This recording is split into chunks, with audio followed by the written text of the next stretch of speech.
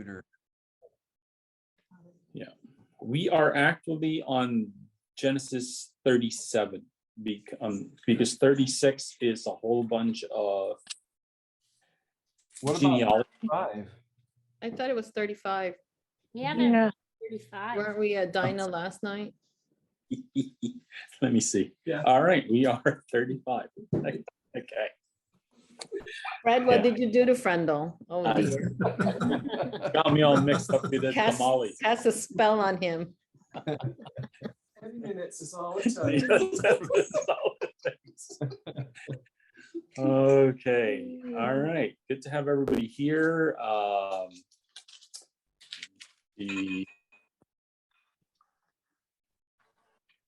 Hang on, just let me. There we go.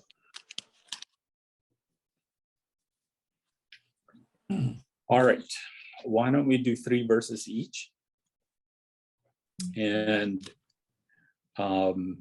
we are going to start with Don and Elaine. 3 verses each. Yes, please. Okay, this is Jacob returns to Bethel.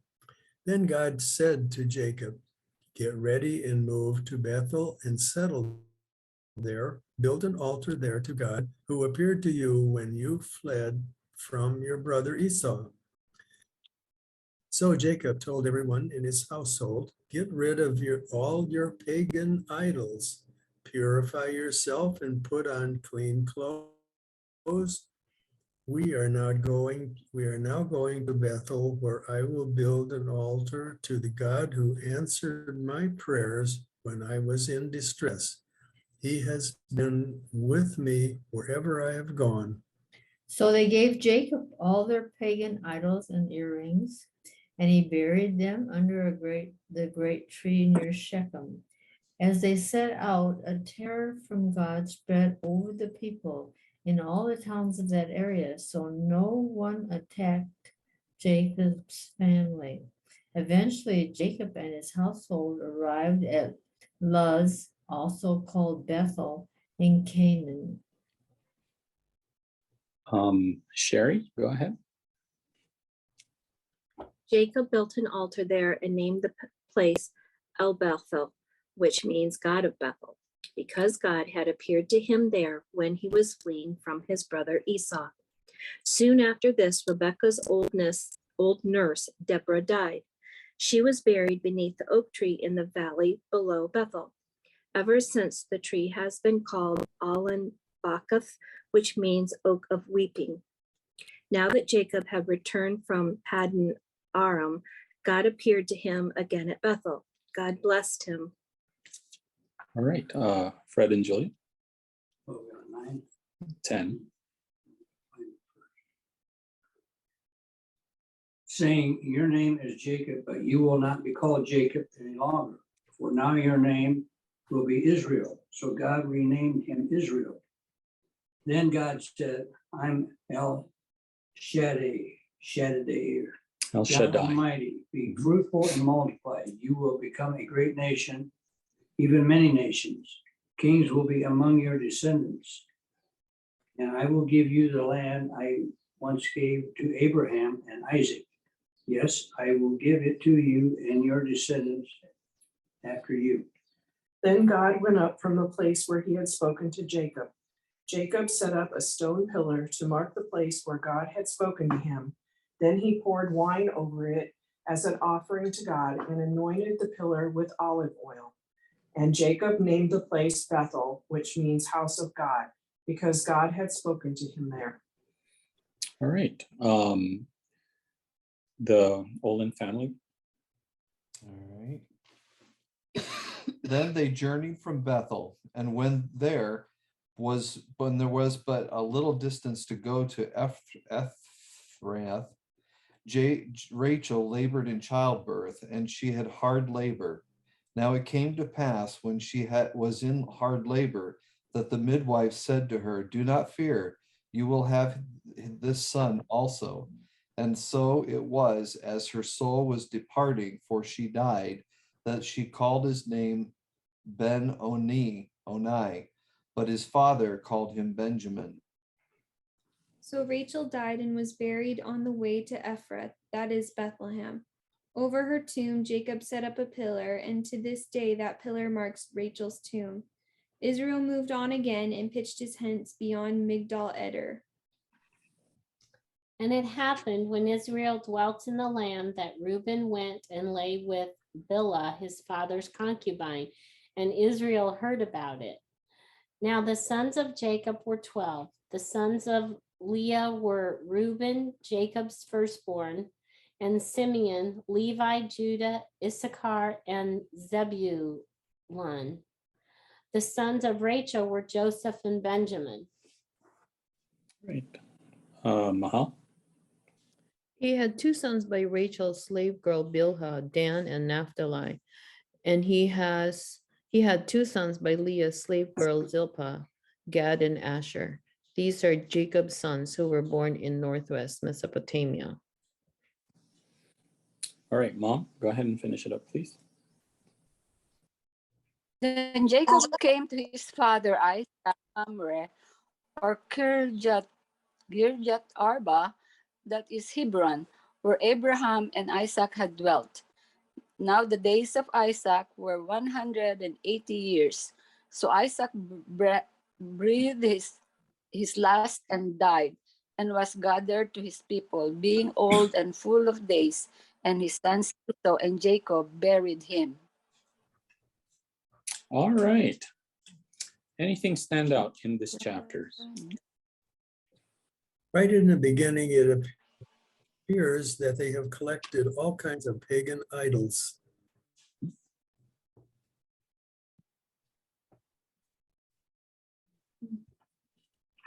Right. In verse 2, Mm-hmm. get rid of all your pagan idols, purify yourself. Now, I don't know if you remember that when Laban came, I don't know if you were here when we read that chapter, Laban was running after them. Rachel actually took all their idols and sat on it. Basically hid them from his uncle Laban, because Laban was accusing Jacob of stealing all the idols. And he didn't. It was basically Rachel who stole them. And I'm guessing Leah also had her own idols, because it seems to me that they still weren't able to get rid of their idolatry. Well, I can imagine if Rachel and Leah had them, their servants probably had them too. Right. Right. And one of the things that Jacob wanted to do after he had reached Canaan, after all the drama has happened in his life, he wanted to get it right with God. He promised God that he would go back to Bethel. Remember, Bethel was the place. He named it Bethel because he saw angels going up and down in a dream while he was sleeping there. He named that place Bethel. He set up a monument there. He does the same thing again, probably at the very same place. And I don't know if we'll be able to see that when we get to Bethlehem. I know there's a place there that they actually said that, is where Jacob has set this monument up. And he wanted to make sure that they start correctly. He wanted to make sure that his whole family got rid of all the idols. And why now?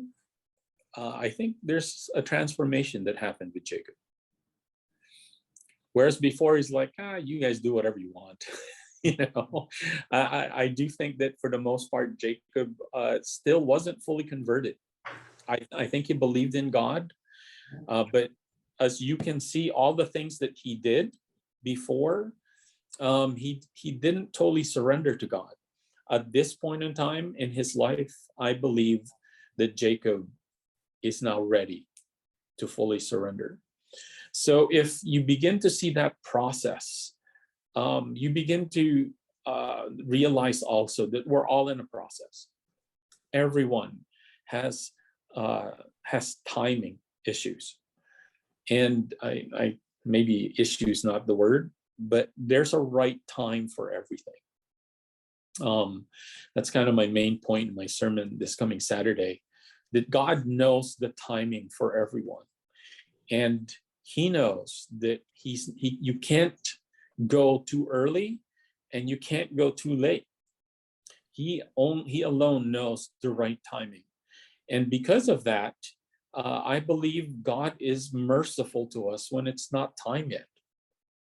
One of the reasons I'm here is because there's somebody who is really looking at being rebaptized, and spent a couple hours with him and his wife and his kids, just talking about their journey.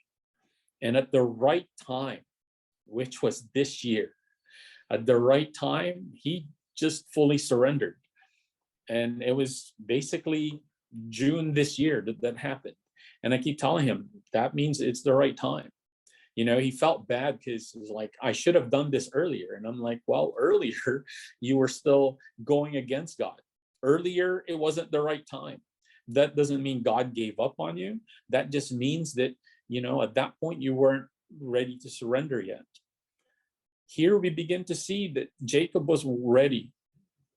It took a lot before he got there. It took a lot of fighting with God. I think him fighting with God, wrestling with God, was just a symbol of what his life was, fighting it out with God.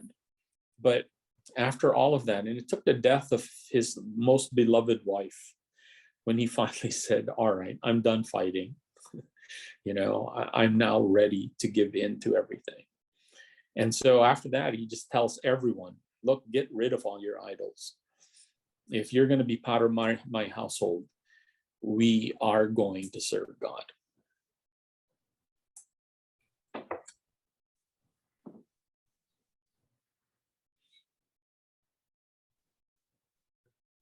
I found verse 5 interesting, that there was a supernatural terror that came over the towns that he passed through. It was almost like God was putting this protective shield around them, that these people did not go after them. I don't ever remember reading that before, but I'm sure I did, but just passed it over. But that's pretty interesting. Right.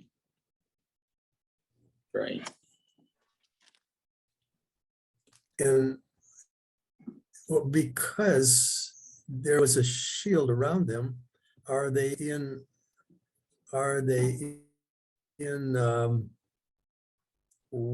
who's the tribes around them as they go into the land of Canaan? It's the promised land for them. So who's there that is going to surround them or capture them or harm them as they travel through? Well, the closest to them are when we find this in 2 chapters earlier, the Hivites and the Pizzivites. Oh, yeah. That's closest to them. And also the Edomites. Now, everyone else is up north, but those were the tribes that were closest to them. Of who? To Jacob, where they are. Tribes of who?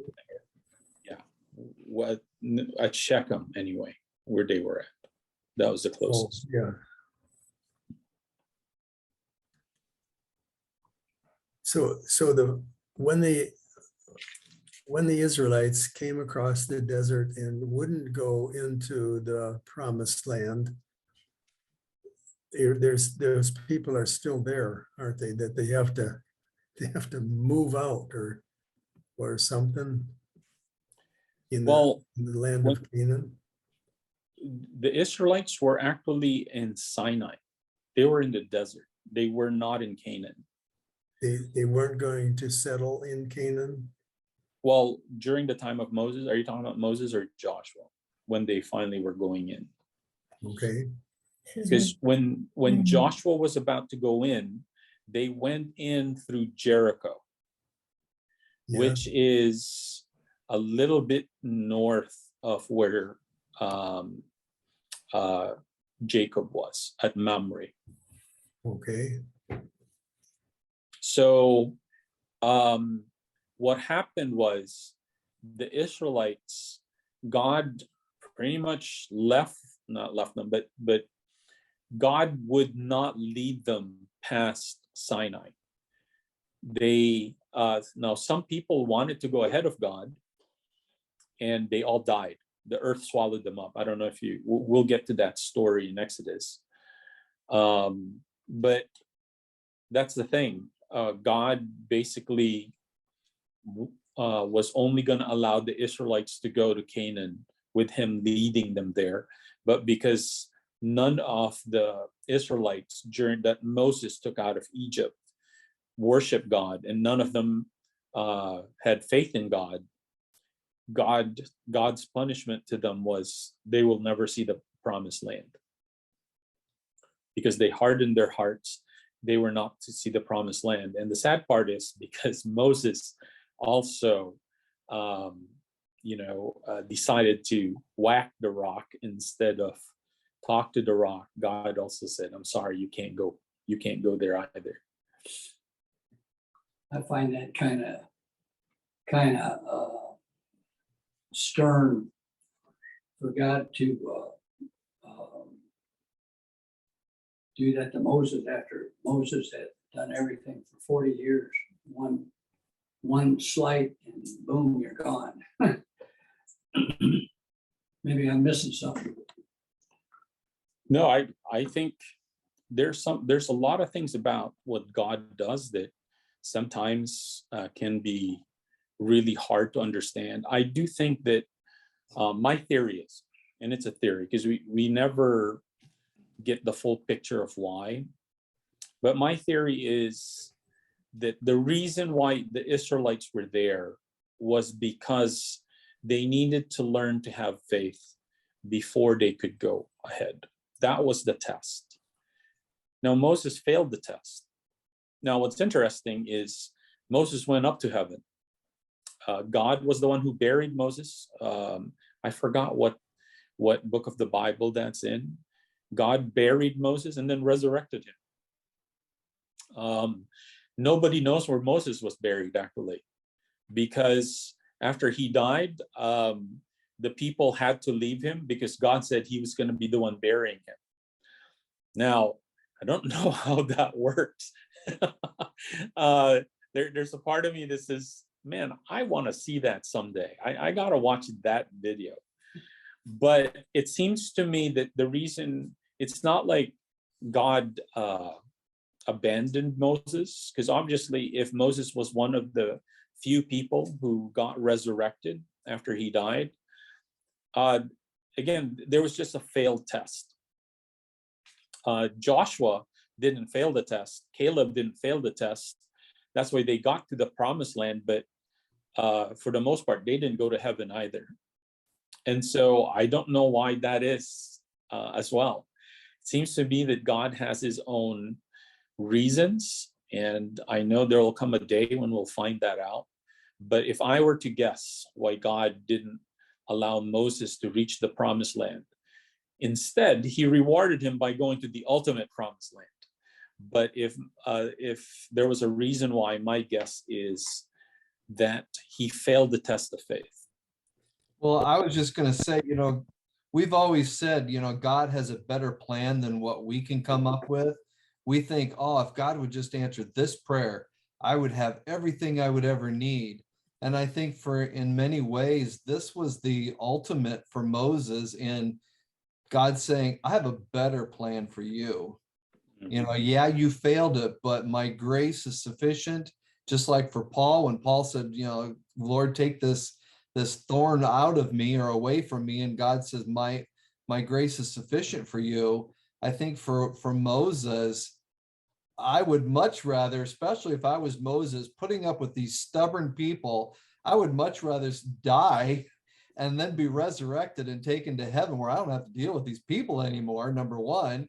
Plus, I get to live in heaven, forever. So I think God had a much better plan than letting him go into the promised land. Absolutely.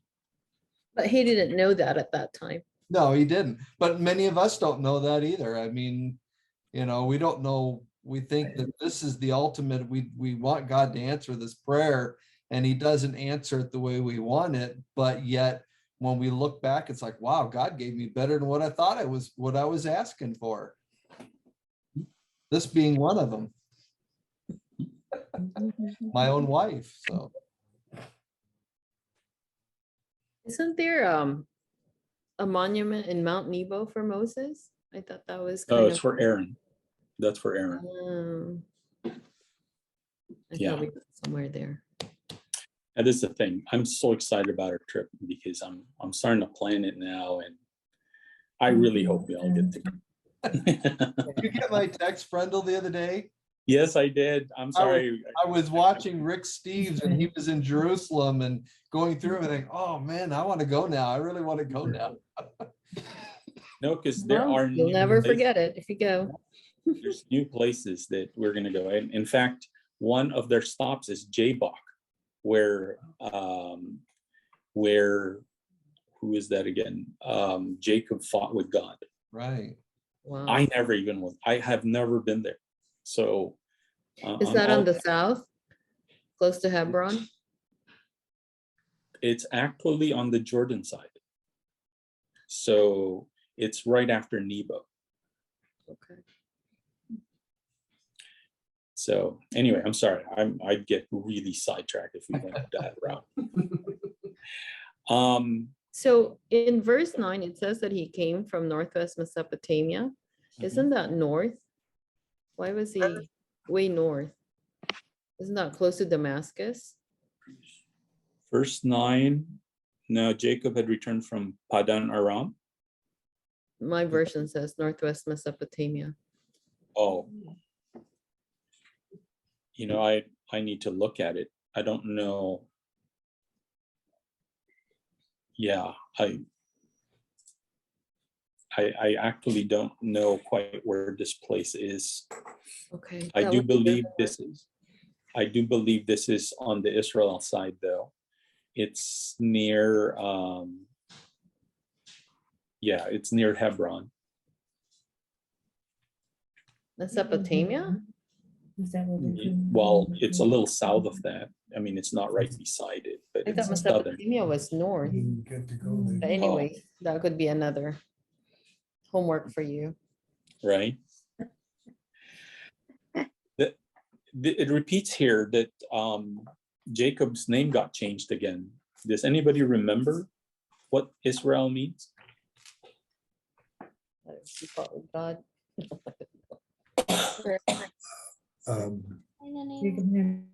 You gotta change to Israel. Israel. Fought with God God. is triumphant, Glorious. right? God is triumphant. Yeah. Say it again. God is triumphant. God is triumphant.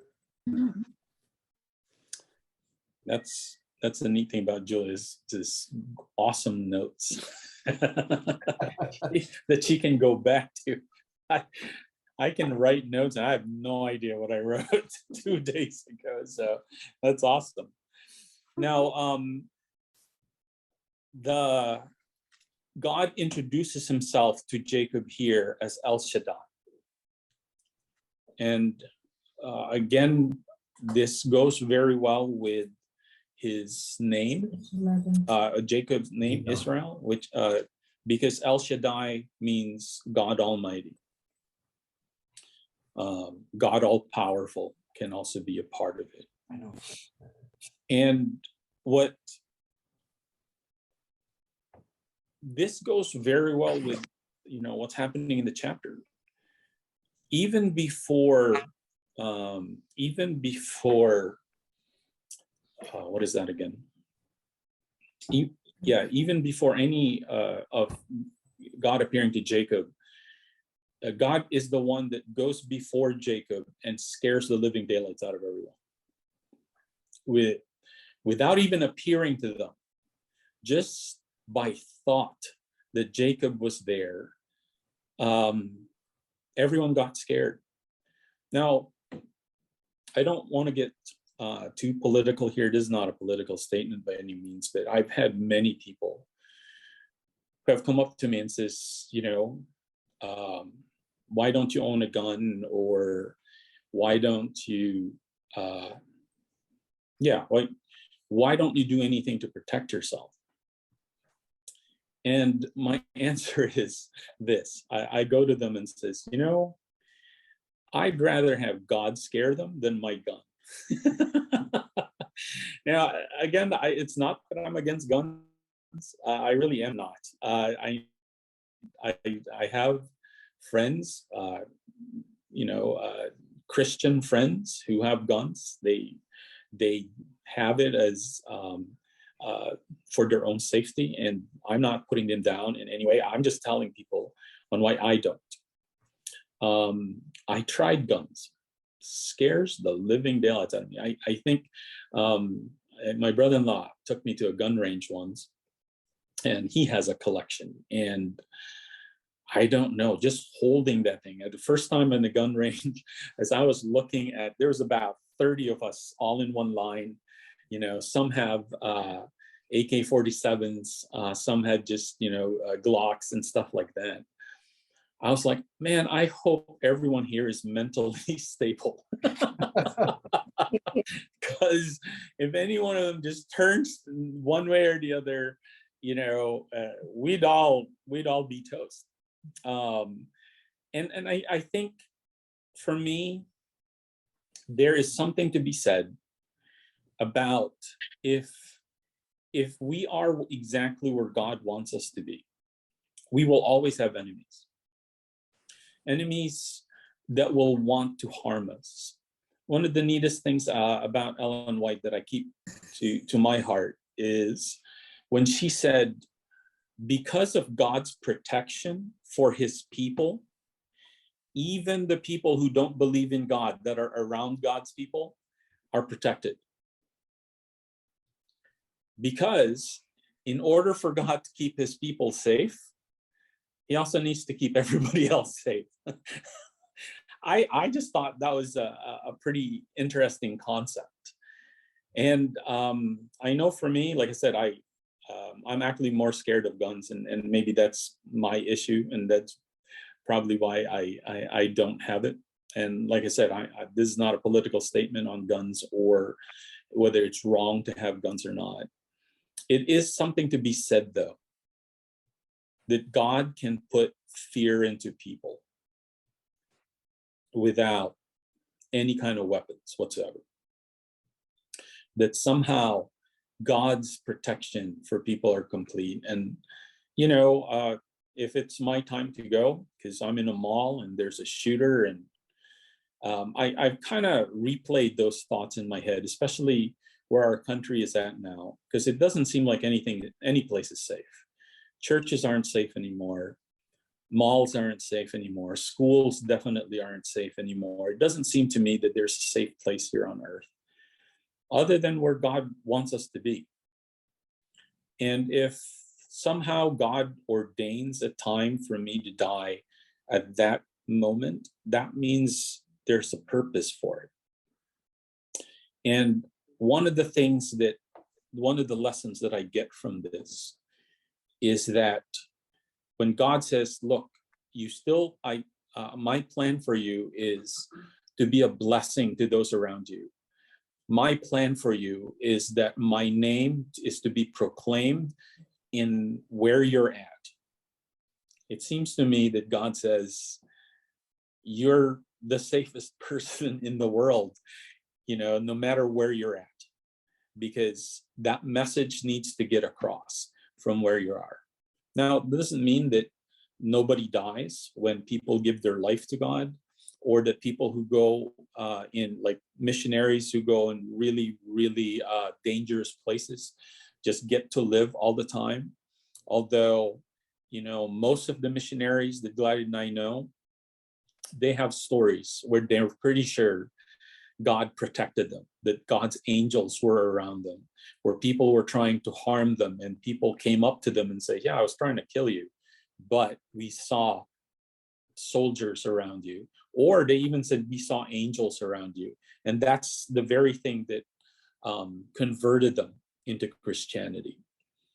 For me, this shows me that God can protect us, even from people who, especially from people who don't know him.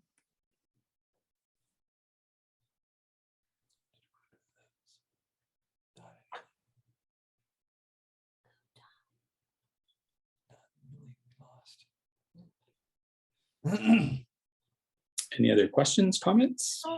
Do we have any more word? You know, it seems funny that Jacob doesn't seem to address when there's issues with his children. Like with Dinah, he didn't really confront the people, it was the sons. But then when his son does something which seems wrong, nothing's said about it. You mean where Reuben Mm-hmm. laid with We his? gotta let Don and Elaine in Oh, where? up at the top. Yeah, if there's ever anything consistent in the Bible, is that God's people are inconsistent. And again, that gives us a lot of hope. But you're right. You can tell that Jacob wasn't the wisest father. And neither was Abraham or Isaac, actually. Mhm. There were things that they did right, but then there were also a lot of things that they were totally off on. And yeah, I don't know why. I think there will come a day when we ask them, and their answer will probably be, sorry, I was an idiot. I know I say that a lot, so I'm guessing they'll say that too. You're muted, honey. Sorry, we can't hear you. I'm like, why isn't anybody saying? Okay, I think the only time there's something said about Reuben is when Jacob's dying and he was giving out the blessings, or he was mentioning, because I remember that, like, it was said that it was because he slept with his dad's concubine, but I think that was the only, and I think that's still upcoming. Yeah, I We don't shall think see. we've read that yet. No, not yet. Mhm. All right. Todd, if you can not record or press on record. Thank you for joining us at our prayer and Bible study session as we journey through the Bible one chapter at a time. We realize that you might have some questions or comments on the things that we discussed today. And if you do, please feel free to fill out the form below. Also, if you would like to have your own Bible, please fill out the form below and we will get back to you as soon as we possibly can. Thank you so much for joining us. We hope to see you next time at our prayer and Bible study session.